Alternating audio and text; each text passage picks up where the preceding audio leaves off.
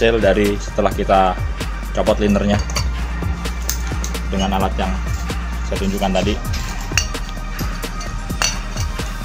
Jadi kalau misalnya teman-teman nanti mau bikin, bawa linernya ke tukang bubut ini, kita setting biar dia bisa pas teman-teman ya, antara luar dalam